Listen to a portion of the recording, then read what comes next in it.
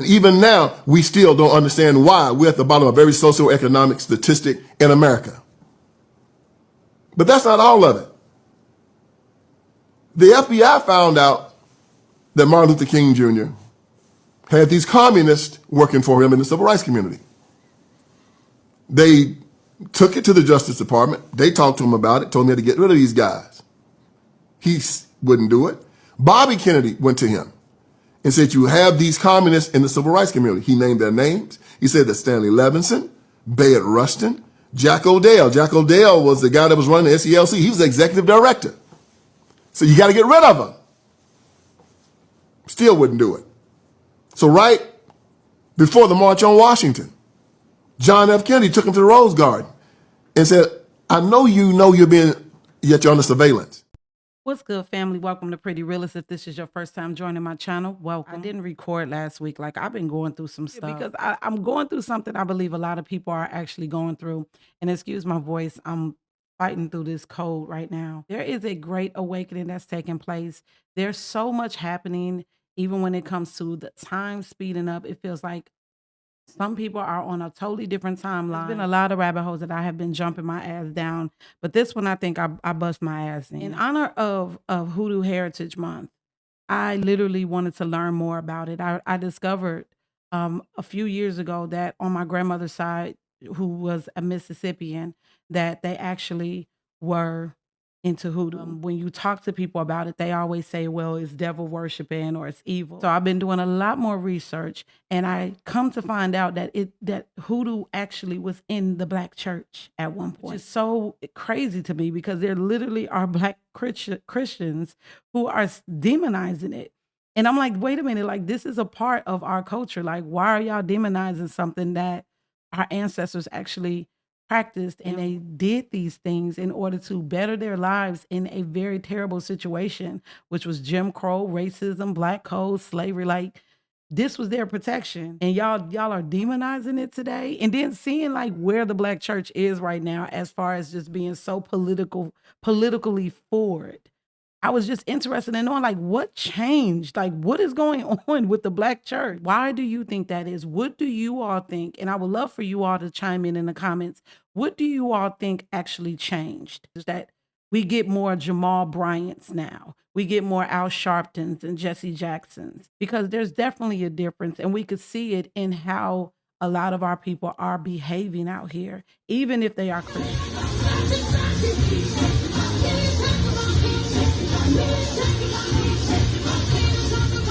Apparently, the Black church went through a big change early on in the 19th century. A friend of mine, 92 Stag, if you're on TikTok, make sure you follow her. She is a world of information, especially when it comes to politics. She sent me this video, and then from this video right here, I literally fell down a rabbit hole. Now, the name of this video is called Anarchy USA. It came out in the 60s, and even the content that's in this video is so relevant to what's going on today. Antifa, Black Lives Matter, and all of these other rebellious groups that are supposed to be fighting for the freedom of people, but seem to be a little bit more violent. This is about this ideology that came into America that not only corrupted the Black church, but corrupted the movement of Black people as a whole. Even though we've come so far, I think that as far as race relations go, we are missing the mark because we're following the wrong people. We're following the wrong ideology. I don't know how many times would I tell y'all that you can't be pro-Black dating white. And so let's talk about Consciously, all these videos I'm saying about Consciously and the way that he is. Like, as soon as I seen his wife years ago, when I figured that out, I knew all the shit he was doing was fucking performative, because there was no way. And I'm not saying that just because you date outside your race as a Black man, you don't care about Black women or you don't care about Black people, but to like be such a activist or a freedom fighter or whatever the fuck you call him, like while laying up with a white woman, man, please. Why would we move to such a very militant mindset somewhere down the line? I found this book as well, which I'm going to read just a small excerpt from it.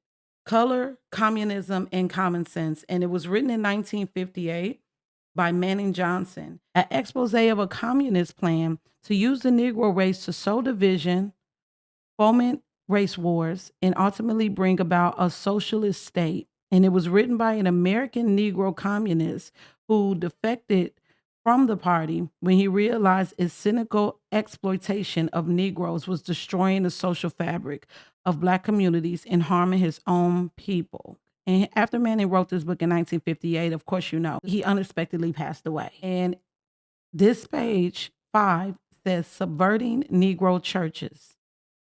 They created doubt, lack of confidence, suspicion, setting up situations that bring about racial bitterness, violence, and conflict, putting forth demands so unrealistic that race relations are worsened. So that means they never get better. They actually get worse, attacking everybody in disagreement as reactionaries, fascists, Ku Kluxers among whites, and Uncle Toms among Negroes. Who does that sound like? I could think of some people. If you're a Black conservative, you definitely can. It actually says that a large number of Negro ministers are all for the communists. Some are prominent and influential. Others are running the mill. They in common believe that beating the racial drums is a shortcut to prominence, money, and realization of personal ambition. Even if they're left hurt, basically. They consider them expendables in the mad scramble for power. So they look at their followers, their flock, so to speak, as expendable as long as they get the power. Could that be why a lot of the Black churches nowadays have mega churches that take up half a block? Meanwhile, there's poverty, there's drug use all around. The way that they went about it, it makes so much sense when I'm seeing a bunch of Black college kids on a HSBCU running off people from their campus just because they wanted to have a conversation that may have been in opposition to their political beliefs. It makes so much sense when I, as somebody who is becoming more fluent in politics and being that I voted for Donald Trump and seeing the hate that I got from my own race, I can understand why and how this actually happened. Let's get into it. And so it has been, with but minor variations in one country after another. Divide the people. Create the appearance of popular support. Neutralize the opposition. Precipitate mob violence. Create the semblance of a revolution. An accurate summary of Lenin's strategy for the conquest of the world is as follows. First, we will take Eastern Europe. Next, the masses of Asia. Then we shall encircle the last bastion of capitalism, the United States of America. We will not have to attack. It will fall like overripe fruit into our hands. He knew it was going to be easy. By October of 1950, all of Eastern Europe was securely locked behind the Iron Curtain. By the summer of 1954, the greater part of Asia had fallen to the Kremlin's strategy and tactics. And each year, more nations lose their sovereignty to Marxist intrigues or degenerate into Soviet satellites as communism hastens to complete the encirclement of the last bastion of capitalism. And what of the United States? How goes the battle in the land of the free and the home of the brave?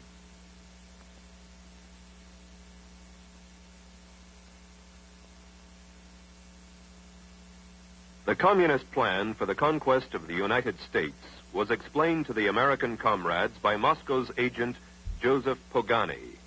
Pogany was sent to this country by Stalin for the specific purpose of laying the groundwork for the agitation that would eventually develop into a Negro revolutionary movement. American Negro Problems was published in 1928 by Joseph Pogany using the alias John Pepper, and carried the official communist line for America. The Workers' Communist Party of America, in its fight against imperialism, must recognize clearly the tremendous revolutionary possibilities of the liberation movement of the Negro people.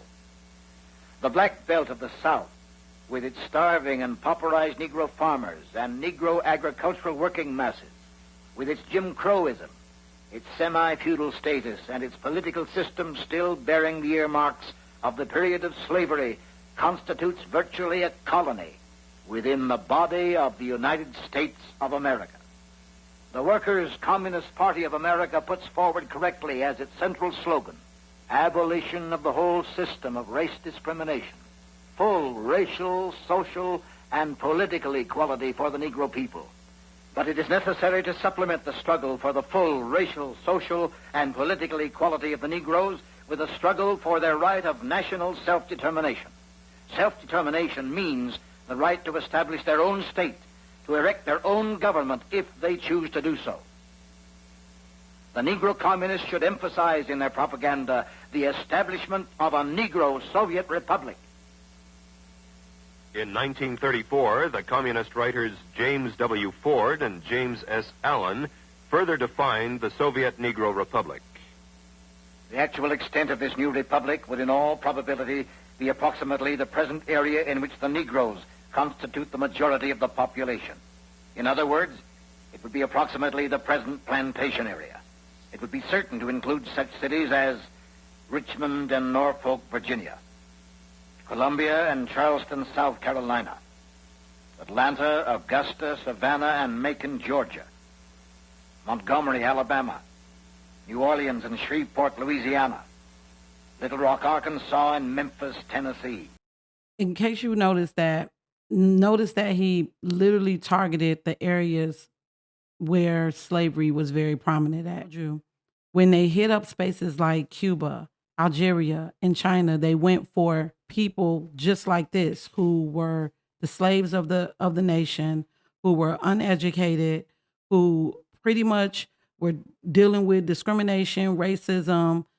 They knew exactly who to target. The Kremlin strategy, it appears to be a name used to describe how Russian government leveraged criminal and quasi-criminal activities to achieve its geopolitical goals. Now, this concept suggests that Russia blurs the lines between state and non-state actors, including cyber criminals, to influence global events and undermine adversaries. So it's a war tactic that they created. And they use it by playing and manipulating the minds of people who may not be as privy to what they were doing. That's crazy. Now, key features of the Kremlin strategy is information confrontation, which is the strategy that relies on both technical and psychological operations to control the information environment and shape perceptions. So that's like propaganda, disinformation, and cyber-enabled operation. The use of non-state actors, so that could be Antifa, Black Lives Matter. Rather than relying exclusively on official state channels, the strategy employs a wide network of over 50 actors, 50 crisis actors, including cybercrime groups. And these groups operate with the Kremlin's implicit or explicit support to carry out disruptive activities. They also have an exploitation of governance gaps. So it exploits the weakness in the rule of law and democratic institutions in targeted countries. And these tactics could range from economic and political penetration to outright state capture, where Russian influence corrupts a country's governance from within. So they will literally utilize this to attack you from within by turning your own people into that is some evil shit. I'm not even gonna hold you. So they literally turn the people against the people. And then they do it, well, they turn the people against the government, and then they try to turn the people against the people. They weaken the adversaries. They have economic influence. And it helps to undermine Western sanctions and sway political decisions. Listen, now I kind of see why they think that Russia is such a threat. I see exactly why. Because they literally embedded their way of thinking, their war tactics on our country from like years ago by using our own people. Within their spheres of influence, became known in communist writings as the Black Belt of the South, and were to constitute the nucleus of a future Soviet republic. By By this time, the communist champions of the Negro race had hidden the revolutionary ideas and slogans for a Soviet Negro Republic behind the humanitarian banners of jobs, security, civil rights, and peace. So they hid all of that in order for them to do the Kremlin strategy. And they hid it within the Black community. And unfortunately, they knew it was going to be easy for them to get the minds of these people, of our people, because they were just looking for some way to fight back against this society that deemed them as being animals and nothing but slaves and stupid and slow. Like, that was an opportunity for them to get their get back, not even really knowing that it was only going to drive a larger wedge. These humanistic issues were to provide the friction necessary to divide the American people and lay the groundwork for revolution. I am Leonard Patterson. When I was a young man, only 23 years old, I joined the Communist Party. I was a member of the National Executive Committee of the American Young Communist League. In 1930, I was the official communist candidate for election to New York State Assembly. I knew Gus Hall and other top-ranking American communists very well because I trained with them at the Lenin University in Moscow. I joined the party because I honestly thought the communists were trying to help American Negroes. I broke away from the party when it became clear to me what the communists were really up to was to use the Negro people in this country as cannon fodder in a violent and bloody revolution aimed at the establishment of American Soviet dictatorship. It was that simple, and it is still that simple today. Make no mistake about it. What is happening in the United States right now under the banner of civil rights is exactly what has happened in China, in Cuba, in Algeria, and many other places around the world. I'm Julia Brown. For 9 years, I was a member of the Communist Party, serving as an undercover agent for the FBI. During that time, I learned that the communist conspiracy had been planning and working for years to bring violent revolution to America. It was to be a communist revolution, but the great majority of the American people would not be allowed to realize that until it had already happened. If all goes according to the communist blueprint, Americans will believe that the chaos and violence has something to do with civil rights. Our enemies were quick to find our weakest point for their attack. They knew that racial differences could provide them with an excellent wedge to divide our people. Their strategy simply has been to keep hammering on that wedge, to drive it deeper into our social structure, to open all wounds that have long since healed, and deliberately to create new ones wherever they can. Now, he acted like a good nigger for the white folks. But I tell you, I don't want to even be around no more good niggers. I'm with them, no good Negroes. That's what they call Rodriguez, a good Negro. I want to be with the bad niggers, because I know what's happening with the bad niggers. That's where I want to be. I want to be with the niggers. I want to be with the bad niggers that don't want to ride on the back of the bus no more. And this is what Elder Davis will call you. And the bad niggers is not going to work for $18 or $20 no. I want to be for the bad niggers who going to register and vote. I want to be for the bad niggas going to swim on any God's beach where water is flowing. I want to be for Lyndon Johnson is the biggest nigger lover in the United States.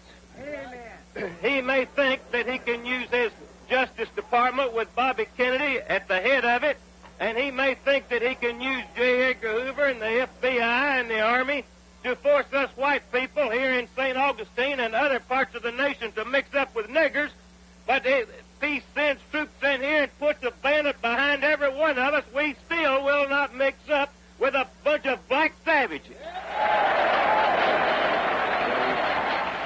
I'd like to say, in a real sense, not fellow freedom fighters, but fellow slaves.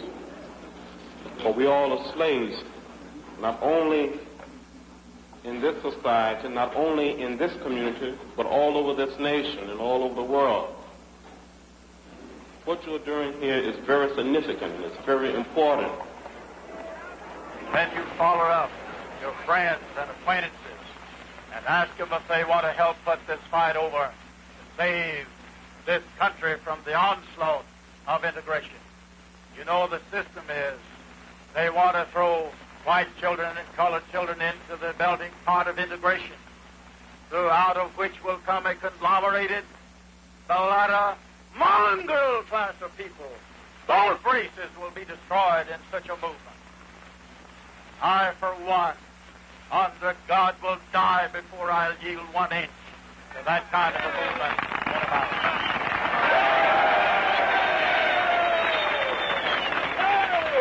And not only has the black man got a champion, they call him Martin Luther King, we call him Roosevelt.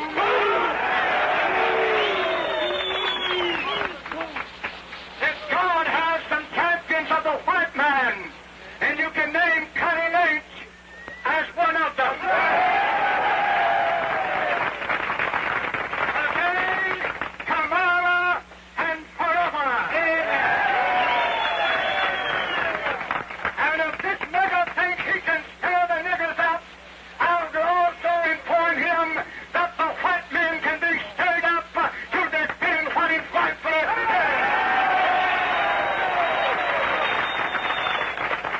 And so the seeds of dissension were sown among both the black and the white races.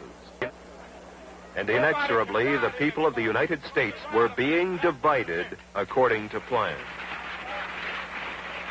Among the so-called downtrodden and oppressed, among the supposedly starving and pauperized Negroes, the enemy was referred to as Whitey, Mr. Charlie, the Man, and the Ofe.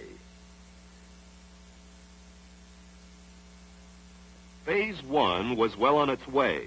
Now it was time to implement Phase 2. Create the appearance of popular support. Beguile the people of the United States and the world into believing the pious fraud that the civil rights uprising, led by a handful of agitators, was a popular movement of the whole Negro race in the United States.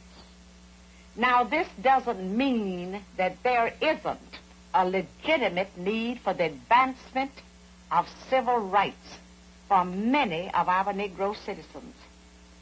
Of course, there is a need there.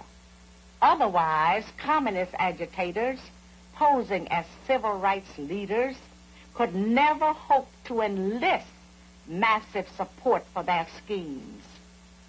The aspirations of Negroes for full equality were not created by communists, but they are used by communists in such a way that idealistic Americans of all races can be tricked into implementing the communist blueprint for revolution. Having been on the inside of the Communist Party, it's easy for me to recognize this revolutionary agitation in disguise. But the average American finds it's hard to believe that something as worthy and noble sounding as a civil rights movement could possibly be a communist maneuver. Communism must be built with non-communist hands. The revolutionary accepts reform in order to use it as a cover for his illegal work. By concealing the true communist objectives behind appealing slogans and pretended humanitarian goals, the conspirators are able to dupe hundreds of uninformed opportunists and misguided idealists into supplying the non-communist hands needed in the overthrow of this republic. Thoroughly deceived, some of the Negroes cry for liberation through the slogan, "Freedom Now."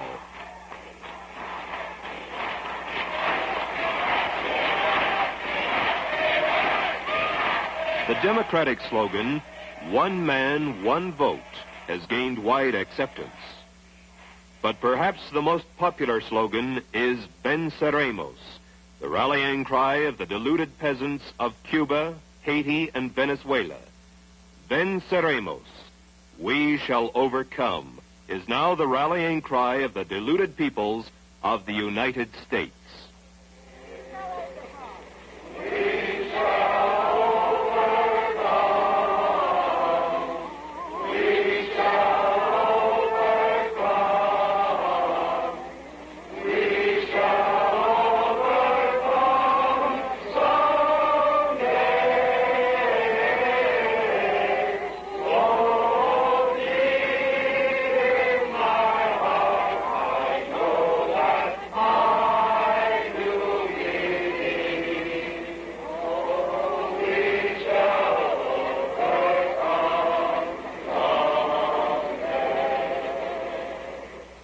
When I was studying communist tactics and strategy in Moscow, my instructors emphasized the importance of using honest grievances and popular slogans as a smokescreen to cover up the true nature of the revolution.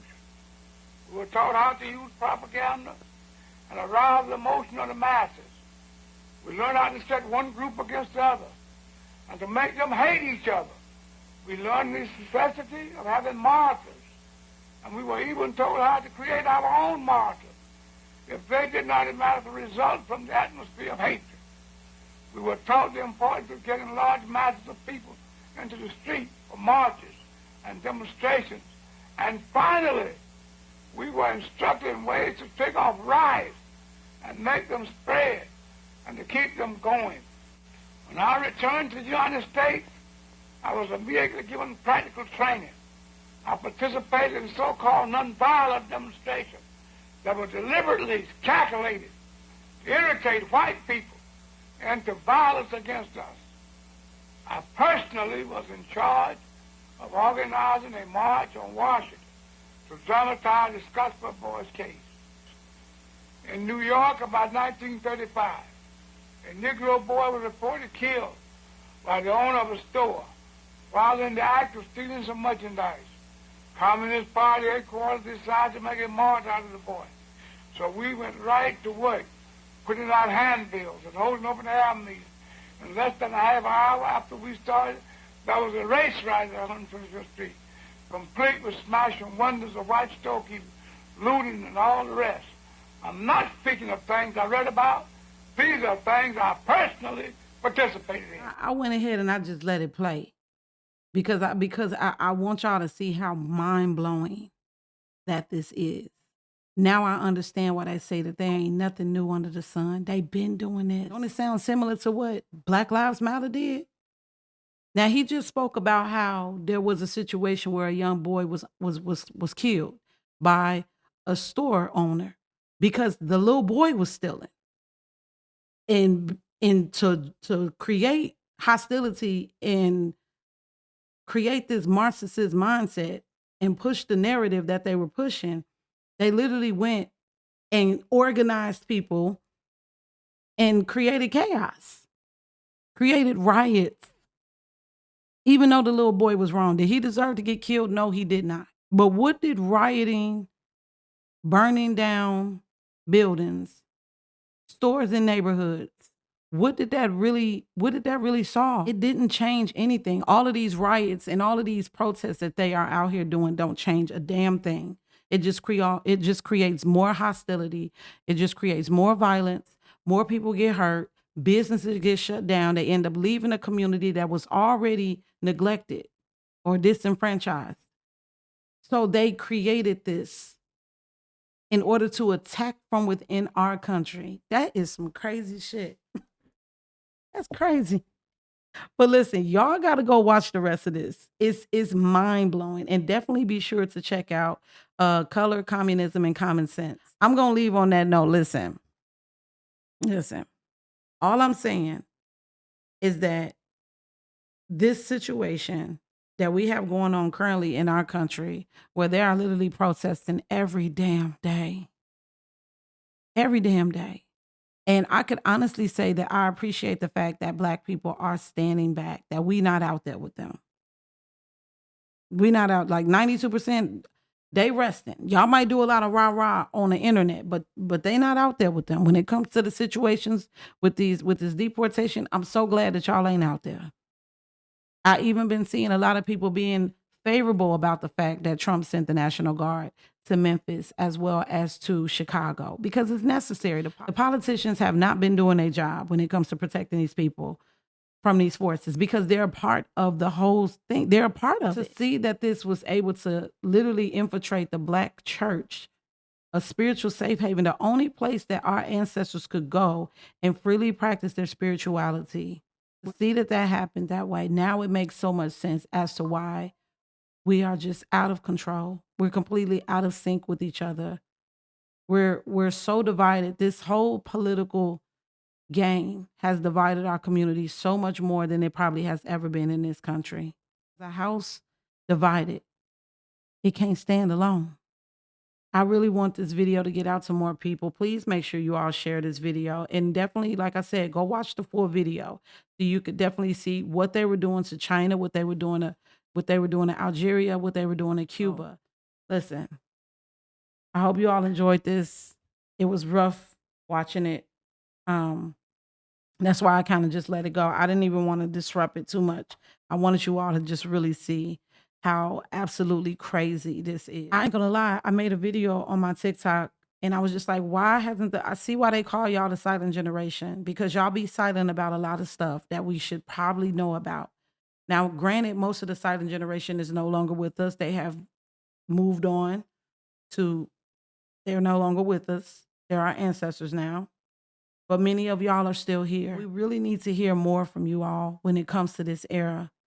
Because up until today, I had no idea that Black people were even communists, and that this party had infiltrated our communities, and it infiltrated our spiritual growth, our spiritual house, our opportunity to connect with our gods and our ancestors. Like, that's crazy that y'all even allowed that to happen, and y'all not even talking about it. We give the baby boomers so much drama. Like, we give the baby boomers so much shit. But silent generation, the ones that are still here, y'all ain't got away. We on y'all. And y'all need to start talking. If you can. If you can remember, please start talking to the youth. Because they're the ones that's carrying on this tradition right now. Because they're teaching them in schools. They're teaching them in schools. They're teaching them in music. They're teaching them in the entertainment on social media. So it's up to you all. If you are still here and God has not called you home yet, you still have a job. Your job ain't over until God calls you home. It's going to be hard trying to get it out of our country.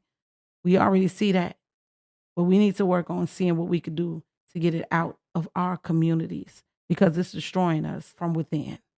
You notice that most of those areas that he named, high poverty rate, fatherlessness, not a Black on Black crime, right? Please make sure you all like, share, comment, and subscribe. Hit me up in the comments. Definitely let me know what y'all think of this video. If you all enjoyed this video, please make sure you click the bell. Don't shoot the messenger. Only receive the message. Okay? It's for you. Receive it. If it's not, leave. And I'll see you all later with another video. I'm not done with this rabbit hole. It's going to get deeper. The next video, I'm going to definitely talk about the Black church, because I'm very interested in knowing what changed and what happened, and why we're not doing what our ancestors did, because they were so much more grounded. Think about the fact that, like, they were going through some crazy stuff. They were literally robbed from the Freedmen's Bank. Okay, they were still able to have the Gilded Ages. They were still able to build several Black Wall Streets across this country. There were still Black families that were very prominent in the community up until the 60s. And we got to start asking these questions instead of talking bad about Charlie Kirk and the things that he said when it comes to the Black community, maybe it's time for us to start asking questions. Is this going on? And I'm hoping that this may be a door that's slightly cracked that many more of us will walk through. I see you all next time. Make sure you all follow me on TikTok at Pretty Realist. I also do another podcast with 2 other people. It's called The Three Who See, and we go live on YouTube. Make sure you all follow the channel on YouTube. It's called The Three Who See. And yeah, we do a live every Sunday at 9 o'clock. It's me, Unplug FYM, as well as Nakia Dion. Definitely would love to have you. We talk about a lot of different discussions. It's not just politics. It's just 3 people with 3 different perspectives. And I think you all would really enjoy it. So I'll see you all next time. Until then, y'all be blessed. Be well. Just trying to stay sucker free in a world full of lollipops. I'm seeing all the ops. Fake news, fake views. It's an illness, the cure to the sick shit. It's the pretty realist.